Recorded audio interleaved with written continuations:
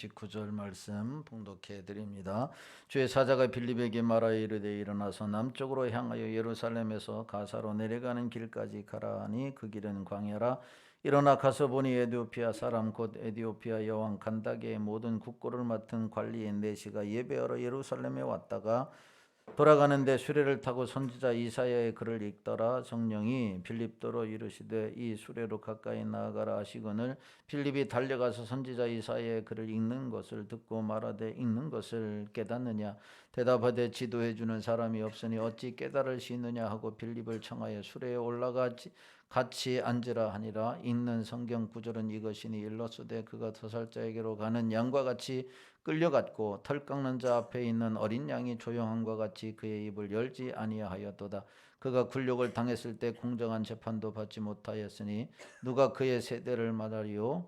그의 생명이 땅에서 빼앗김이로다 하였거늘 그 내시가 빌립에게 말하되 청컨대 내가 묻노니 선지자가 이 말한 것이 누구를 가리킴이냐.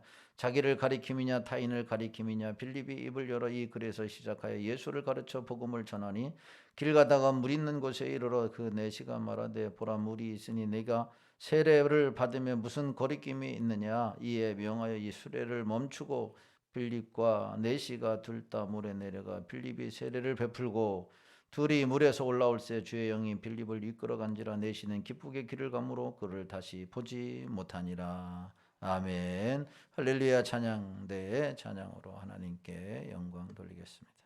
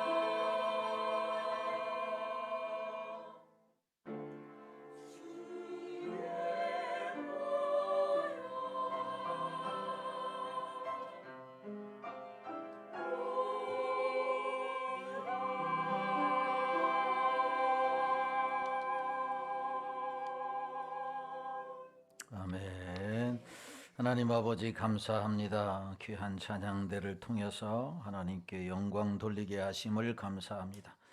예수 그리스도의 보혈이 우리에게 주신 그 은혜는 말로 다할 수가 없습니다. 하나님 날마다 그 보혈의 공로 힘입어서 주님 앞에 나와 감사와 찬송과 영광을 돌리고 몸바쳐 충성하는, 그리하여 하나님의 또 다른 은혜를 덧입는 모든 성도들 되게 하여 주옵소서. 이 시간에도 하나님의 말씀을 통해서 은혜 주시기를 원합니다. 말씀을 가로채거나 막고 있는 사단의 세력 성령의 능력으로 물리쳐 주시고, 하나님의 말씀을 아멘으로 화답하여 100배의 열매를 맺게 하여 주옵소서. 예수님의 걸어가신 이름으로 기도하옵나이다. 아멘. 거룩하고 복된 성일 2부 예배에 오신 여러분들에게 하나님의 은혜와 축복이 함께 하시기를 주님의 이름으로 축원합니다. 옆 사람 인사합니다. 축복합니다. 축복의 통로자가 되세요. 축복의 통로자가 되시기를 바랍니다. 감사합니다. 오늘 또 오랜만에 오신 김영준 장로님 가족, 또 고정훈 집사님 가족 너무 감사합니다. 하나님의 은혜가 충만하기를 바랍니다. 오늘은 빌립의 순종을 통한 기적이라고 하는 제목으로 함께 은혜를 나누기를 원합니다. 본문에 보면 하나님의 명령에 순종해서 바로 아프리카의 놀라운 선교의 문을 여시는 하나님의 역사에 대해서 말씀합니다.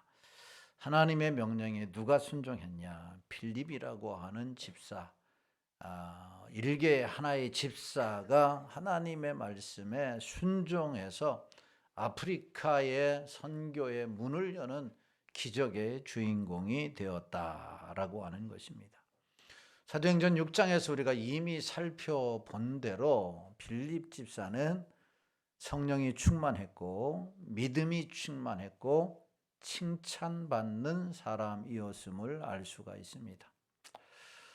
하나님의 말씀에 또 믿음에 은혜에 성령에 충만한 이 집사였다. 그런데 이 빌립 집사를 통해서 이미 사마리아 땅, 이방인 땅에 예수 그리스도의 복음이 선포되었고 수많은 사람들이 믿고 세례를 받아 드디어 사마리아에도 하나님의 교회가 세워지게 된 것입니다.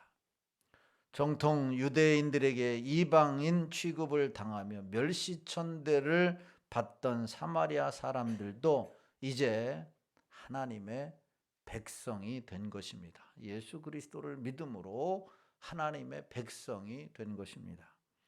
그런데 사마리아 교회가 빌립의 지도 아래 한참 부흥하고 있을 때에 성령께서는 그 교회의 지도자인 빌립을 어디로 보냈느냐? 광야라고 하는 곳으로 보내게 됩니다. 사마리아 교회로서는 그곳 지역 교회인 지도자인 빌립을 어떻게 보면 빼앗긴 셈이 된 것입니다. 요즘 말로 말하면 어느 날 갑자기 교회를 담임하는 담임 목사가 훌쩍 떠나버리고 만 것입니다. 아마 오늘날이라고 한다면 당회장이 다른 곳으로 선교사로 가기보다는 잘 훈련된 부교육자를 선교사로 파송하는 게 맞습니다. 그런데 오늘 본문에 보면 담임 목사라고 할 수 있는 이 빌립이 선교사로 파송받게 된 것입니다. 사실 빌립 집사의 입장에서는 이것이 이해가 잘 되지 않았을 것이 분명합니다. 왜냐하면 이제 막 설립되어서 사마리아 교회가 한창 부흥하고 있는데 사마리아 교회를 뒤에 두고 무언가 정해지지 않은 채 불확실한 미지의 땅으로 떠나는 것이 매우 불합리하게 보였기 때문일 것입니다. 게다가 빌립이 가도록 명령받은 곳이 어디냐면 광야라고 하는 것이에요. 광야라고 하는 것, 사막이라고 하는 곳입니다. 내가 이 빌립 집사의 마음을 조금 이해할 수 있는 게, 저도 바로 이런 의아한 생각을 가진 적이 있기 때문입니다. 여러분들이 알고 있듯이 제가 우리 교회 부임하기 전에 선교사로 있었습니다. 부목사로 9년 이상 섬기다가 이제는 10년이 채 되어지면 이제 지교회로 땅을 사서 개척해서 이제 목회를 새롭게 시작하기로 당회와 담임 목사와 다 약속을 했습니다. 그런데 어느 날 갑자기 몇 개월 남겨두지 아니하고 필리핀이라고 하는 선교사로 가게 되었습니다. 그날이 12월 25일이었으니까 2005년도 얼마나 좀 황당했겠습니까? 몇 달만 기다리면 아주 지금에 있는 이 별내에 땅을 사서 교회를 건축하고 이제 목회를 하도록 다 교회와 약속이 되어 있었습니다. 10년을 채우면. 그런데 몇 개월 남겨두고 한국이 아닌 이 필리핀이라고 하는 곳으로 갔기 때문에 얼마나 좀 황당했겠는가 이런 생각을 해요. 25일 날 오후에 성탄 예배를 드리고 파송 예배를 드리는데 사모와 두 아들이 막 우는 거예요. 저는 특송을 하는데 난감하더라고요. 저는 보내심을 받아서 가는데 이 세 사람은 전혀 영문도 모르고 아버지가 가야 되니까 남편이 가야 되니까 가는가 보다 하고 가지만 속으로는 왜 내가 가야 되냐, 가려면 당신이 가지, 아마 이런 생각을 했는지는 모르겠어요. 지금까지는 한 번도 안 물어봤어요. 한 번도 안 물어봐서 아마 물어보면 내가 시험 들까 봐 아마 그랬는데 아마 그랬을지도 모르겠어요. 왜냐하면 울었기 때문에. 그래서 제가 참 마음이 무거웠어요. 무거웠다. 근데 빌립이 바로 그러지 않았을까? 사마리아 교회를 개척했는데 그리고 탄탄하게 부흥하고 성장하고 있는 상황에서 어느 날 갑자기 성령께서 말씀을 하신 거예요. 야, 사마리아를 떠나서 가사라고 하는 곳으로 가라. 그곳은 광야다라고 하는 말씀을 하니까 얼마나 황당했겠는가라고 하는 것을 저는 이해할 수 있었다라고 하는 거예요. 오늘 26절에 보면 이렇게 말씀해요. 시작. 주의 사자가 빌립에게 말하여 이르되 일어나서 남쪽으로 향하여 예루살렘에서 가사로 내려가는 길까지 가라 하니 그 길은 광야라. 아멘. 여기에 보면 가사라고 하는 말이 나와요. 가사. 이 가사는 집안 일을 하는 것을 가사다, 가사 노동 뭐 이런 이야기라든 그런 가사가 아니라 오늘 우리가 뉴스에서 자주 듣는 이스라엘과 전쟁 중인 가자 지구 있잖아요. 팔레스타인 자치기구가 있는 그곳을 일컬어 가사. 그러니까 오늘날 가자 지구를 의미하는 것입니다. 예루살렘 서남쪽에 있는 너무너무 메마른 광야 지역이 어디냐? 당시의 가사, 오늘날 가자 지구인 겁니다. 그런데 하나님은 빌립을 어디로 가라? 그곳으로 가라. 이렇게 말씀하시는 겁니다. 여러분, 광야니까 당연히 사람이 없지요. 아마 빌립은 왜 그곳으로 나를 보내셨을까 의아해했을 거예요. 우리 같으면 어떤 생각을 했을까요? 하나님 왜 내가 가야 됩니까? 훈련받은 선교사들도 있고 훈련받은 목사도 있고 또한 나보다 더 나은 장로님들도 계시고 권사님들도 계신데 집사인 내가 왜 거기를 가야 됩니까? 이렇게 말하지 않겠어요?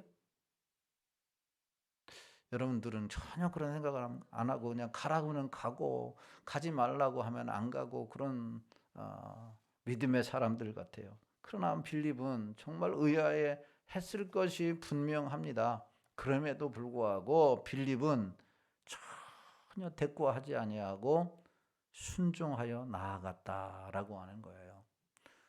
이해가 안 돼. 도대체 용납이 안 돼요. 그럼에도 불구하고 빌립은 순종하고 나아간 거예요. 이게 빌립의 위대함인 거예요. 빌립의 위대함, 빌립 집사의 위대함. 사랑하는 성도 여러분, 그리고 오늘 임직받는 여러분, 우리가 주님의 교회를 섬길 때에, 주님의 말씀을 섬기고 나아갈 때에 여러분 이해돼서 신앙생활하고 교회를 섬기는 일이 얼마나 많습니까? 별게 없어요. 이해되는 일이 별로 없다라고 하는 거예요. 그럼에도 불구하고 오늘 빌립 집사가 여러분 순종하고 나아갔던 것처럼 여러분들도 순종하고 나아가는 위대한 믿음의 사람들이 되기를 예수님의 이름으로 축원합니다. 이렇게 빌립 집사가 순종하고 나아가자 그곳에서 어떤 일이 일어나느냐, 바로 아프리카라고 하는 이 에티오피아의 내시를 만난 겁니다. 27절 말씀을 보세요. 시작. 일어나 가서 보니 에티오피아 사람 곧 에티오피아 여왕 간다게의 모든 국고를 맡은 관리인 내시가 예배하러 예루살렘에 왔다가 28절에 돌아가는데 수레를 타고 선지자 이사야의 글을 읽더라라고 말씀을 합니다. 여러분, 에티오피아의 내시는 왕의 국고를 관리하는 고위 관리원이에요. 오늘날 말하면 재무장관이라고 할 수 있는 자입니다. 그가 예루살렘에 올라와서 예배 드리고 가다가 수레에서 성경을 읽고 있었습니다. 29절에 보면 성령님은 빌립 보고 수레로 가까이 나아가라 이렇게 말씀해요. 수레로 가까이 나아가라 성령님이 말씀하셔요. 처음부터 주의 사자 성령님을 순종했던 이 빌립이 가까이 나아가게 됩니다. 30절에 보니까 빌립이 가서 보니 이사야의 글을 읽고 있었습니다. 그래서 묻습니다. 당신이 읽는 것을 깨닫느냐? 당신이 읽는 것이 무엇인지 알고 읽느냐라고 묻습니다. 그러자 에티오피아 내시가 뭐라고 말씀을 합니까? 31절에 대답하되 지도해 주는 사람이 없으니 어찌 깨달을 수 있느냐 하고 빌립을 청하여 수레에 올라 같이 앉으라 하니라라고 말씀합니다. 지도해 주는 사람이 없으니 어찌 깨달으냐라고 하는 말은 가르쳐 주는 사람이 없는데 우리가 어떻게 아느냐라고 하는 말이에요. 여러분, 우리가 성경을 많이 읽어요. 그런데 성경을 읽어도 알고 읽는 것하고 모르는 거 있는 거하고는 우리의 신앙의 성장의 수준이 확연히 다른 거예요. 그렇기 때문에 교회에 성경 공부반이 있고 여러분 말씀을 가르쳐주는 지도자들이 있다라고 하는 것은 은혜요 축복인 줄로 믿으시기를 주님의 이름으로 축원합니다. 왜 화면이 작을까요? 성경 공부를 안 하겠다는 얘기인가요? 내년부터는 성경 공부반이 개설이 되어지면 너나 할 것 없이 많이 참여해서 깨닫는 은혜, 여러분 깨닫는 은혜가 있게 되기를 주의 이름으로 축원합니다. 알고 믿어야지요. 알고. 여러분, 알고 내가 신앙생활을 하면 교회 오는 게 재밌을까요? 재미없을까요? 재밌는 거예요. 알고 성경책을 읽으면 재미가 있어요. 학생들 보세요. 왜 공부하지 않느냐 막 잔소리하지 말고 공부를 재밌게 해야 돼. 재밌게. 아이들이 수학 문제를 푸는데 잘 풀려요. 영어를 보는데 해석이 잘 돼요. 번역이 잘 돼요. 또한 암기도 잘 돼요. 그러면 공부가 재밌을까요? 재미없을까요? 해보셨어요? 재밌어요. 재밌어. 그런데 수학 문제를 보고 영어를 보고 역사를 보는데 검정 것은 글씨요 하얀 것은 종이뿐이다. 이게 도대체 무슨 말인지 이해할 수 없다. 그래서 책을 덮어버려요. 재미없기 때문에. 그러니까 실력이 늘어요, 안 늘어요? 실력이 늘 수가 없는 거죠. 재밌어야 되는 거죠. 신앙생활도 재밌어야 되는 거예요. 여러분, 성경도 재밌어야 되는 거지요. 가르쳐주는 사람이 있는 건 은혜요 축복이요. 할렐루야. 어느 교회는 성경 공부반이 전혀 없어. 성경을 안 가르쳐. 중세시대에는 성경을 안 가르쳤어요. 성경 자체를 주지 않았어요. 그래서 종교의 타락이 온 거예요. 그런데 마틴 루터 이후에 성경을 모든 사람에게 주자 종교개혁이 일어난 거 아니겠어요? 그래서 오늘날 우리가 성경을 읽게 된 거예요. 읽는 것으로 안 되고 가르치고 이것을 공부하게 돼 있는 거예요. 그런데 바로 에티오피아 내시는 깨닫지를 못한 거죠. 그것을 물었다라고 오늘 성경에 말씀하고 있는 거예요. 그러자 이 요청을 하지 않습니까? 에디오피아 내시에 좀 수레에 올라와서 이것을 가르쳐 달라. 올라와서 보니까 에디오피아 내시가 읽은 말씀이 이사야 53장 7절 이하의 말씀을 읽었던 거예요. 그래서 에디오피아 내시가 물어봤어요. 이 말씀이 무슨 뜻인지 알 수가 없다. 그러자 필립이 대답을 합니다. 34절 35절 말씀에 보면 시작. 그 내시가 빌립에게 말하되 청컨대 내가 묻노니 선지자가 이 말한 것이 누구를 가리킴이냐, 자기를 가리킴이냐, 타인을 가리킴이냐. 빌립이 입을 열어 이 글에서 시작하여 예수를 가르쳐 복음을 전하니. 아멘. 빌립은 에디오피아 내시가 읽고 있던 이사야 53장은 오실 예수 그리스도 메시아에 대한 예언의 말씀을 설명한 뒤에 예수 그리스도를 전했어요. 37절을 보세요. 37절. 성경책 보세요. 시작. 37절에 어떤 사람은 없다라고 말씀해요. 거기에 보면 관주가 써 있어요. 5번이라고 써 있죠. 예. 5번이라고 조그마한 글씨로 써 있어요. 그러면 그 각주의 밑에 보면 이렇게 말씀해요. 빌립이 이르되 내가 마음을 온전히 하여 믿으면 가하니라. 대답하여 이르되 내가 예수 그리스도께서 하나님의 아들인 줄 믿노라 라고 하는 말씀이 37절이에요. 이 말은 다른 성경 사본에 이 37절이 기록되어져 있는 거예요. 아주 중요한 말씀이에요. 예수님에 대해서 가르치고 예수님을 믿으라라고 전하니까 에디오피아 내시가 예수님을 믿었다라고 말씀하고 있는 거예요. 그러자 어떻게 합니까? 내시는 즉시 세례를 받았다라고 하는 거예요. 오늘 39절에 보니까 38절에 이에 명하여 수레를 멈추고 빌립과 내시가 둘 다 물에 내려가 빌립이 세례를 베풀고 라고 하는 말씀이죠. 세례를 베풀었어요. 예수 믿는 자가 세례를 받는 거예요. 할렐루야. 여러분, 예수 믿는 자가 세례를 받아요. 세례 문답은 교회의 의무고 특권인 거예요. 그들의 신앙을 살펴서 예수 그리스도를 믿으면 세례를 베푸는 겁니다. 그런데 에디오피아 내시가 바로 세례를 받게 됩니다. 이렇게 해서 아프리카 선교의 문이 열리는 하나님의 역사가 일어난 거예요. 한 사람 필립의 순종으로 말미암아 에디오피아의 내시가 구원받았고 그 내시가 고국에 돌아가서 예수 그리스도의 복음을 전함으로 아프리카 땅이 변화되는 놀라운 역사가 일어났다라고 하는 거죠.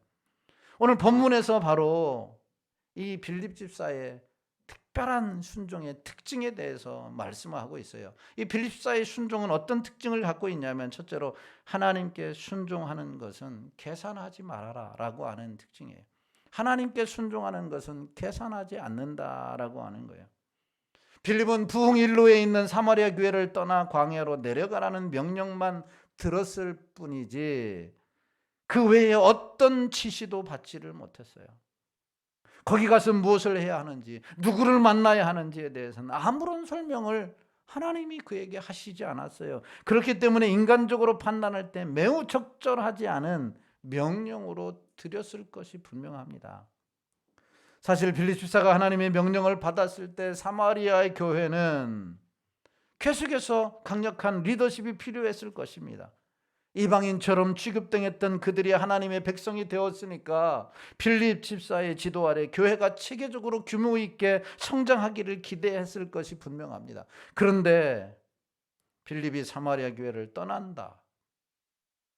교회와 빌립에게 있어서 큰 손실이 아닐 수가 없었다라고 하는 겁니다. 더욱이 빌립의 입장에서 볼 때 사람들이 다니지 않는 광야길로 간다라고 하는 것은 빌립의 판단에 의하면 시간과 재능을 낭비하는 것처럼 보였을 거예요. 그러나 빌립은 주님의 말씀에 한마디도 대꾸하지 않았어요. 즉각적으로 순종했다. 결과적으로 그러한 무조건적인 순종이 에디오피아 내시를 만나 아프리카의 선교에 문이 열리는 기적을 만들게 되었다라고 하는 겁니다. 여러분, 하나님의 말씀에 순종하는 것은, 하나님께 순종하는 것은 어떠한 경우에도 이해 타산을 따지지 않아야 하는 거예요. 이것이 이해가 되느냐, 이해가 안 되느냐, 이것이 나에게 유익이냐, 유익이 아니냐, 이것을 따지지 않아야 되는 거예요. 아마도 빌립이 이러한 순종은 아마 아브라함에게서 배우지 않았는가. 창세기 12장에 보면 하나님께서 어느 날 갑자기 아브라함을 부릅니다. 아브라함아, 아브라함, 너의 본토 친척 아비집을 떠나라 라고 말씀했을 때, 하나님, 내가 잘 살고 있는데 왜 떠납니까? 내가 왜 가야 되는 거예요? 아브라함이 따지지 않았다라고 하는 거예요. 떠나라고 하니까 떠난 거예요. 그런데 빌립이 그랬다라고 하는 사실입니다. 아브라함이 떠났을 때에 그의 믿음을 보시고 하나님은 아브라함을 믿음이라고 하는 조상으로 만들었어요. 믿음의 조상이 되게 하셨어요. 빌립의 순종을 통해서 위대한 역사를 만들어 주셨다라고 하는 거죠. 그런데 사무엘상 15장에 보면 이스라엘의 초대 왕인 사울은 하나님의 말씀에 불순종하여 그에게 부었던 기름 부으심이 떠나고 말았어요. 아말렉과의 전쟁에 있을 때에 다 진멸하라 그랬는데 전쟁에서 이기고 보니까 소와 양, 이 모든 것이 너무나 좋거든요. 이야, 이것을 내가 좀 가져가야 되겠다. 가져갔어요. 사무엘이 그의 집에 방문했을 때 양이 우는 소리, 염소의 우는 소리, 하나님이 다 진멸하라고 하지 않았느냐? 그런데 왕은 왜 하나님의 말씀에 불순종했느냐? 변명으로 일삼습니다. 하나님께 제사 드리려고 했습니다 라고 변명했어요. 그때 사무엘 선지자가 사무엘상 15장 22절에서 일침을 이렇게 가합니다. 같이 한번 봅니다. 시작. 사무엘이 이르되 여호와께서 번제와 다른 제사를 그의 목소리를 청종하는 것을 좋아하신 것 같이 좋아하시겠나이까? 순종이 제사보다 낫고 듣는 것이 순양의 기름보다 나으니라. 그러면서 23절에 이는 거역하는 것은 점치는 죄와 같고 완고한 것은 사신 우상에게 절하는 죄와 같음이라. 왕이 여호와의 말씀을 버렸으므로 여호와께서 왕을 버려 왕이 되지 못하게 하셨나이다. 불순종은 하나님을 버린 것으로 말씀하고 있는 거죠. 얼마나 큰 죄악이냐. 그러므로 하나님이 왕도 버리시겠다 이렇게 말씀하고 있는 거죠. 아니, 제사 드린다고 하는데, 예배를 드린다고, 예물을 드리려고 하는데 뭐가 잘못이냐라는 거죠. 잘못 아니죠, 그 입장에서 보면. 그러나 하나님의 말씀에 불순종한 것이 이렇게 큰 죄악이라고 하는 것을 보여주는 거예요. 여러분, 하나님께 순종하는 것은 계산이 필요가 없어요. 계산이 필요. 하나님의 말씀에 이 계산을 계산할 때부터 하나님의 역사는 나에게서는 멀리 떠나는 거예요. 그러므로 이해가 안 되고 유익이 없어도 사랑하는 성도 여러분, 임직받는 여러분들, 여러분 순종하며 나아갈 수 있게 되기를 주의 이름으로 축원합니다. 순종이 복이요. 순종이 복입니다. 순종이 내가 사는 길이다라고 하는 사실이에요. 이게 빌립 집사의 순종의 첫 번째 특징이고, 두 번째 순종의 특징이 뭐냐면 하나님께 순종할 때 불편함도 있다라고 하는 거예요. 하나님께 순종할 때는 뭐도 있어요? 불편해요. 성령의 역사로 복음이 이방 땅에 전파되어 사마리아 교회가 세워졌으니 빌립의 입장에서 보면 그곳에 그리스도인들과 함께 지내면서 그들의 접대를 받으며 편안한 삶을 누릴 수 있었을 거예요. 반면에 안락한 사마리아에서 삶을 뒤로하고 광야로 내려가는 것은 마치 편안한 문화시설이 잘 갖추어진 도시에 살다가 산골짜기로 들어가는 것 같아요. 버스도 안 다녀요. 걸어서 1시간을 가야 돼요. 전기불도 없어요. 수돗물도 없어요. 그런 곳으로 들어가는 것과 유사한 거예요. 그런데 빌립은 하나님의 말씀을 받자마자 도시의 안락함과 평안함을 포기한 채 불편하게 이를 데 없는 광야로 내려갔던 거예요. 미래가 보장되고 땅이 보장되고 목회가 보장됐던 그 땅을 뒤로하고 제가 필리핀으로 갔어요. 순종했더니 여러분을 만나게 됐잖아요. 아멘 안 하는 사람들은 아이고 저 진상 왜 와가지고 이렇게 힘들게 하나 뭐 이렇게 생각할지도 모르지만 제가 순종해서 여러분들한테 왔어요. 할렐루야. 저는 복으로 생각합니다. 복을. 여러분들은 화로 생각하는지는 모르겠지만 그 화가 변하여 복이 되기를 예수님으로 축원합니다. 그래서 여러분, 순종이 편하다면 어느 누구도 거역하지 않을 거예요. 순종이 편하다면 누가 거역하겠어요? 그러나 하나님이 우리에게 명령하시는 순종은 빌립의 경우처럼 종종 불편함을 요구한다라고 하는 거예요. 우리의 안락함을 포기할 것을 요청하기도 합니다. 때로는 큰 손해도 감수하라고 말씀하십니다. 아브라함이 자기 고향 친척 본토 친척을 떠난 것, 이러면 이게 쉬운 것이겠어요? 그래서 모세도 하나님의 부르심을 받고 너는 애굽에 들어가서 바로에게 말해라. 내 백성을 내보내라고 이야기해라. 이 말씀을 듣고 모세가 할렐루야 하면 가겠습니다 라고 했어요?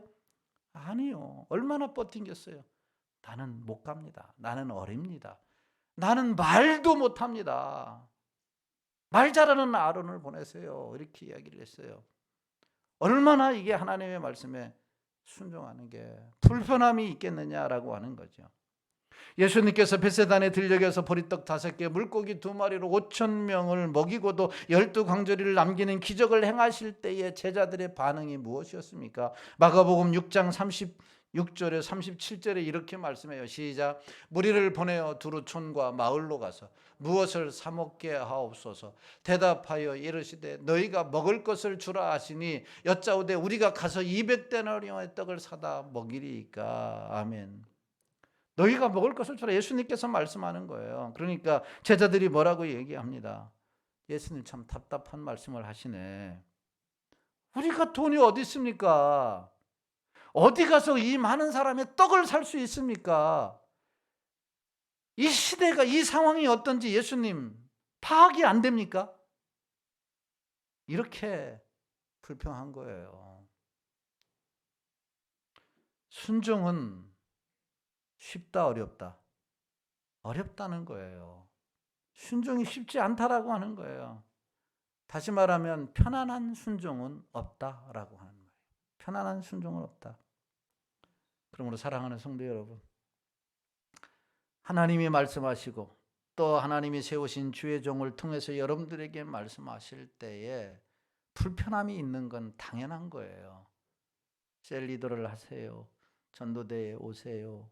아니면 중보기도 사역자 좀 하시죠. 아니면 뭐 좀 하시죠. 그럴 때 오기 요청 받기 전까지는 네 목사님 안녕하세요 하다가 그 이야기를 듣고 나서는 눈이 커져요. 예? 전 못해요. 아닙니다. 한 손만 절레절레 하는 게 아니라 양손을 절레들. 어떤 사람은 발도 굴르면서 안 됩니다. 막 그래. 어떤 사람은 고개까지 흔드는 거 이래요. 예. 이게 뭐예요? 불편하다는 거예요. 힘들다는 거예요. 어렵다는 거예요. 당연해요.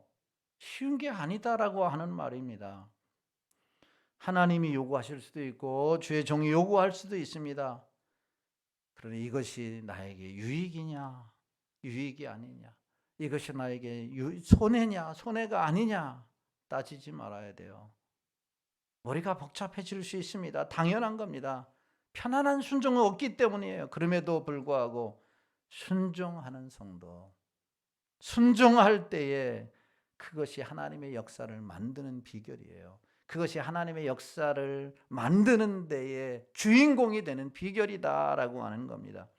앞으로 하나님이 말씀하시면 기꺼이 순종해서 하나님의 역사의 주인공들이 다 되시기를 주님의 이름으로 축원합니다.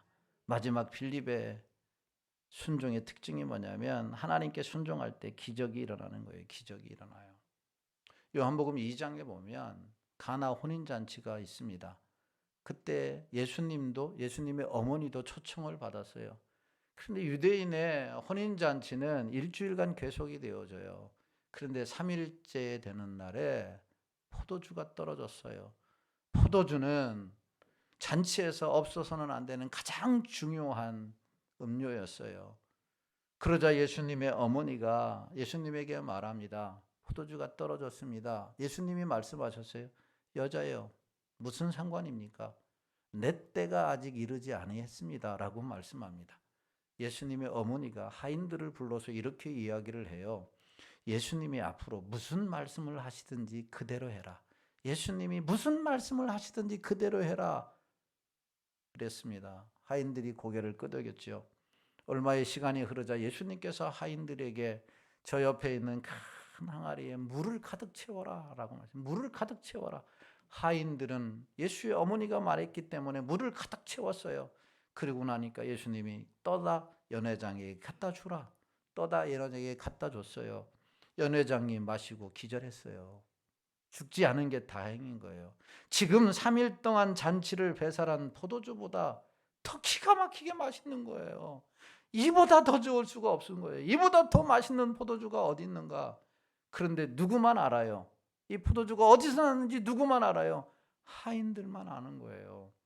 순종했던 이 하인들만 예수님께서 물을 갖다 부으라, 갖다 줘라 라고 말씀했을 때 그대로 했을 뿐인데 물이 변하여 뭐가 되었어요? 포도주가 변했다는 말이에요. 순종하면 이 하인들이 이런 기적의 주인공들이 될 수 있다라고 하는 거예요.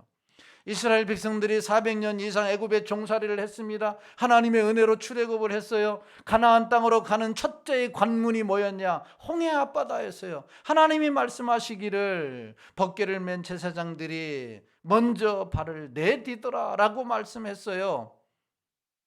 아니, 바다에 빠져서 죽으라는 이야기입니까? 그리고 안 갔다고 한다면 홍해는 갈라지지 않았을 거예요. 그 말씀에 순종하여 발을 내딛는 순간 여러분, 홍해가 갈라졌어요. 홍해가 갈라졌단 말이죠. 광야를 거쳐서 가나안 땅에 들어갔는데 놀라운 성벽이 그들을 가로막고 있는 거죠. 첫 성 여리고성이죠. 그 여리고성은 어떻게 무너졌어요? 주일학교에서 여러분 여리고성은 어떻게 무너졌습니까? 그랬더니 목사님 나 혼내지 마세요. 내가 안 무너뜨렸어요. 내가 안 무너뜨렸어요. 혹시 선생님이 무너뜨렸는지 물어보세요. 이렇게. 여리고성은 말씀에 순종해서 돌고 돌아서 일곱째 날 나팔을 불었을 때 무너지게 된 거죠. 총칼로 무너뜨린 게 아니에요. 포크레인을 동원한 게 아니다라고 하는, 폭탄을 설치한 게 아니에요. 주님의 말씀에 순종했더니 무너지게 되었다라고 하는 거예요. 바울이 2차 전도 여행 때에 밤에 환상을 보게 됩니다. 16장 9절이에요. 사도행전 16장 9절에 보면 시작. 밤에 환상이 바울에게 보이니 마게도냐 사람 하나가 서서 그에게 청하여 이르되 마게도냐로 건너와서 우리를 도우라 하거늘. 아멘. 바울은 이전까지 아시아에 복음을 전할 계획을 세웠어요. 그런데 그날 밤 성령께서 환상을 보여주시는 거예요. 마게도냐에 와서 우리를 도우라. 이 말씀에 순종해서 바울은 아시아를 접고 유럽으로 가게 된 거야. 그게 마게도냐, 고린도의 첫 성인 거죠. 그래서 유럽의 복음이 전파된 거예요. 순종했던 바울이 이런 놀라운 역사의 주인공이 될 수 있었다라고 하는 겁니다. 오늘 본문에서 만일 빌립이 하나님의 명령에 불순종해서 광야로 가지 않았다고 한다면 에티오피아를 내시를 만날 수가 없었을 것이고, 그러면 에티오피아 내시가 예수 그리스도를 영접하지 않았을 것이고 아프리카 땅에 복음이 전파되지 않았을 것입니다. 그 광대한 아프리카에 복음이 전파되는 놀라운 기적이 바로 이 필립이라고 하는 한 사람의 순종을 통해서 이루어지게 되었다라고 하는 것입니다. 필립의 순종은 결코 쉬운 일이 아니었어요. 성경에 기록되어 있지 않지만 필립은 참으로 당황스러웠을 것입니다. 그러나 결과적으로 필립의 순종으로 말미암아 기독교 역사상 최초의 이방인 개종자가 생겨났고 미지의 땅인 아프리카에 예수 그리스도의 복음이 들어가는 엄청난 기적이 일어난 거예요. 겸손한 사람 필립의 순종으로 아프리카가 주님의 품으로 돌아오게 된 것입니다. 여러분, 우리 모두가 다 이러한 순종의 자리에 설 수 있게 되기를 주님의 이름으로 축원합니다. 순종의 자리에 서게 되면 기적의 주인공이 되는 거예요. 나를 통해서 하나님이 이루시고자 하는 일은 무궁무진한 거예요.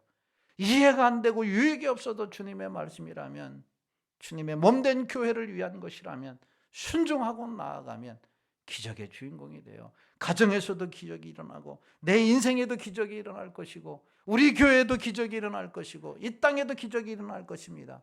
기적의 주인공들이 되기를 예수님의 이름으로 축원합니다. 주님 말씀하시면 우리 이 찬송 부르시고